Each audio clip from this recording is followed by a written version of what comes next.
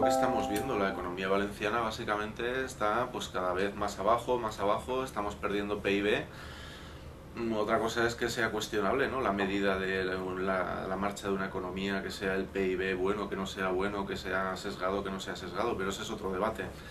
Pero el hecho es que estamos perdiendo capacidad productiva a marchas forzadas.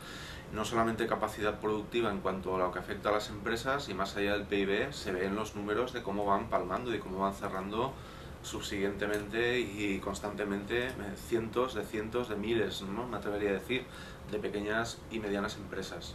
Es evidente que no, es evidente que no. Vamos a ver, la bonanza de las medidas que predican, que son las que se tienen que tomar y frente a las cuales parece ser, según ellos, que no hay ninguna alternativa, ni en términos de lo que es la evidencia estadística que se acumula han dado ningún resultado positivo, ni en términos de la evidencia intuitiva de cómo vivimos el día a día en la Comunidad Valenciana. Estamos ahora acá, para que todo el mundo que pueda ver esto lo sepa, en una universidad pública, la más grande de la Comunidad Valenciana. Se nos caen los edificios, hemos estado a punto de no cobrar la nómina, la Generalitat tiene asumida una deuda de 330 millones con esta universidad, 550 con todo el sistema público compuesto por 5 universidades públicas. No solamente no se saldan esas deudas históricas con las universidades públicas, sino que al mismo tiempo se premia de alguna manera y se estimula el nacimiento de, como hongos después de un día de lluvia, de universidades privadas. Y es lo mismo en el modelo sanitario. No solamente no se asumen los compromisos contraídos con la sanidad pública y con los diferentes centros sanitarios públicos, sino que además se estimulan modelos privados o semiprivados como es el Hospital de Alcira. Es decir, esto es absolutamente contradictorio, incoherente, inconsistente. Perdón.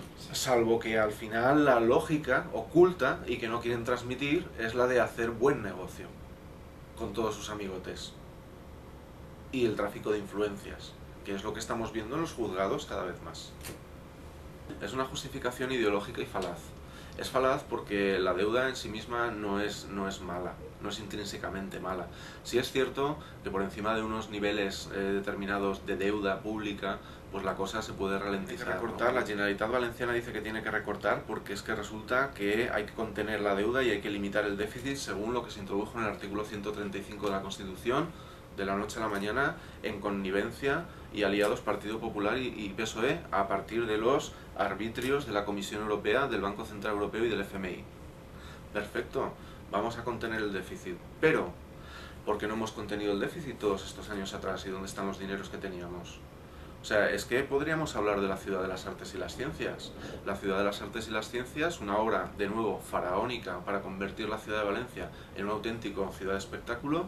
Resulta que tan solo menos de 10 años después de su ejecución y finalización, a la mínima que llueve tienes goteras en casi todos los edificios que se están deteriorando a un ritmo inusitado. Podríamos hablar del circuito de la Fórmula 1 urbano. Circuito de la Fórmula 1 urbano me parece un gasto totalmente superfluo. Es decir, no es una cuestión de que haya... A ver, el déficit hay que contenerlo. La deuda tampoco se nos puede disparar y no podemos vivir a futuro de prestado constantemente. Pero lo que aquí hay de manifiesto es una cuestión de gestión. Una cuestión de gestión. No podemos pasar por alto que tenemos al señor Camps imputado y no condenado por el caso de los trajes, pero que está ahora salpicado por el Gürtel a partir de las sobres de Bárcenas y todo lo demás. Y no solo el señor Camps, el señor Costa y un montón de gente. Tenemos a Cotino ahora también en la picota por el tema del accidente del metro, y todo el mundo dando la espalda y todo el mundo sin querer hablar y contando mentiras. No puede ser así. Vamos a ver, si resulta que en la burbuja inmobiliaria, que es donde todo el mundo que tenía aquí un medio capital apostó durante todos estos años del ladrillo, ha caído, se ha roto, eso es irrecuperable. Si eso ha caído y eso ya no hay rentabilidad por ningún lado, cuando tú tienes a tantos capitales como son en estos momentos en la Comunidad de Madrid, Capio, la empresa Capio, está participada como accionistas mayoritarios y consejeros delegados por el expresidente de Bankia, por Rodrigo Rato. Está participada por el marido de María Dolores de Cospedal. Acá tenemos, en la Comunidad Valenciana, tenemos a la empresa de Juan Roch, de Mercadona, y su yerno, Roberto Centeno. Es una empresa que es un fondo de inversiones que se llama Atitlán. Atitlán ha abierto ya conversaciones con Capio para repartirse también el pastel sanitario de la Comunidad Valenciana. Quiero decir, Jordi, yo no conozco los números, pero resulta, vamos, es palmario que esto es súper rentable. Por una parte pensemos en las implicaciones que tiene sanidad, educación y pensiones. Antes o después, todas, vamos a caer enfermos de una cosa u otra y vamos a necesitar asistencia sanitaria. Antes o después, todos vamos a tener hijos y esos hijos se van a tener que formar y adoctrinar en un sistema o en otro. Antes o después, no vamos a poder seguir trabajando y nos vamos a tener que jubilar de una manera voluntaria, de una manera obligada, y vamos a tener que necesitar unos cuidados diarios como cualquier persona. Luego son mercados cautivos y eso ya apunta a su rentabilidad. Aparte de eso, lo que es muy indicativo es que cuando todos estos fondos de inversión de carácter privado y de orígenes no nada nítidos, no muy claros, porque en muchos de ellos hay políticos que han estado en la puerta giratoria, entrando en el sistema político por un lado de la puerta y al salir del sistema político por el otro lado de la puerta, entrando en los consejos de dirección y en los consejos de administración de importantes empresas privadas. Cuando toda esta gente está como lobos encima de la privatización de la sanidad, de la privatización de la educación, de la privatización de los planes de pensiones, vamos, tontos no son. Tiene que ser rentable a la fuerza. Aparte hay otra cuestión, Jordi. Cuando dicen que ellos no quieren hacer negocio con la sanidad o con la educación, que solamente se trata de que lo público se gestiona peor que lo privado, de esto no hay ninguna evidencia científica. Todos los estudios que hay hechos precisamente no apuntan a que la gestión pública sea peor que la privada, sino a que la gestión pública adecuada es bastante mejor que la privada. Y están publicados en revistas científicas esos estudios. No, yo no diría que se ha convertido en el principal impulsor del paro, ¿no? El paro ya venía latentemente por una cuestión del sistema macroeconómico y del sistema productivo que tenemos.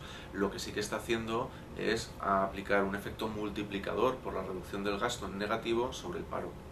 Es decir, el efecto multiplicador del gasto público es un efecto, como su nombre indica, multiplicador. Es decir, una unidad de gasto público no genera una unidad de demanda agregada adicional, sino que genera por encima de una unidad de demanda agregada.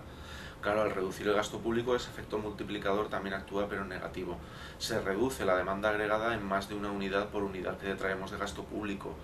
Eso es lo que está haciendo que de alguna manera no es que sea la principal causa del paro, pero sí que está haciendo que el paro todavía pues se note o se sienta mayormente afectado. De hecho, no sé si recordarás que ya el Fondo Monetario Internacional advirtió a la Unión Europea y sobre todo al caso de España de que había calculado mal los efectos multiplicadores del gasto público y de que a lo mejor nos habíamos pasado de frenada. Es decir, esto era evidente, los economistas críticos ya lo dijimos en su momento, pero caen en saco roto. Desde luego, claro, si los ha habido en Portugal. En Portugal, en las últimas medidas que han adoptado para ahorrar 5.000 millones de euros, aparte de la reducción de las pensiones, iba en el paquete 30.000 despidos de empleo público, ¿no? Cuando las barbas de tu vecino veas cortar, pon las tuyas a remojar. Es lo siguiente que viene en España. De hecho, Jordi, ya han empezado los despidos públicos. Sin ir más lejos, en la universidad se han rescindido un montón de plazas de asociado a tiempo parcial. Plazas que eran totalmente vergonzantes y vergonzosas, porque lo que cobra una asociado a tiempo parcial por impartir 6 u 8 horas de docencia a la semana estaba en torno a los 350 euros al mes. Con lo cual, además rescindimos ese tipo de plazas. ¿Qué genera esto? Esto lo que genera es que los que estamos, los que nos mantenemos, debemos asumir una carga docente muy superior, con un salario muy inferior, porque también se han recortado los salarios. No solamente ha sido la paga extra, sino que ha sido un 5% del salario real y además una congelación. Con lo cual estamos hablando en términos medios de en torno a un 17-20% de reducción real de salario, que se suma a la reducción reducción nominal de salario, más real, que se suma a la reducción real de los últimos 20 años.